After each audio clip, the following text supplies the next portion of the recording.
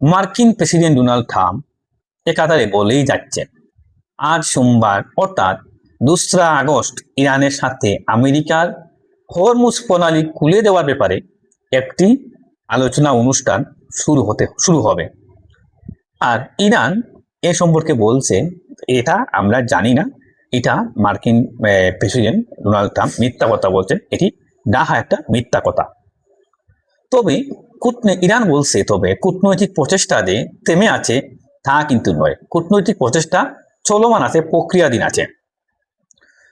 অন্যদিকে ইরানের পররাষ্ট্রমন্ত্রী সৈয়দ আব্বাস আরাগচি একের পর এক যোগাযোগ রেখেই যাচ্ছেন পাকিস্তানের সেনাপ্রধান, পাকিস্তানের পররাষ্ট্রমন্ত্রী, সৌদি আরবের পররাষ্ট্রমন্ত্রী, তুরস্কের পররাষ্ট্রমন্ত্রী, কাতারের পররাষ্ট্রমন্ত্রী সহ বিভিন্ন লোকের সাথে তিনি যোগাযোগ করে যাচ্ছেন। আবার তারাও ইরানের পররাষ্ট্রমন্ত্রী আব্বাস আরাগচিকে ফোনের মাধ্যমে যোগাযোগ রাখছেন।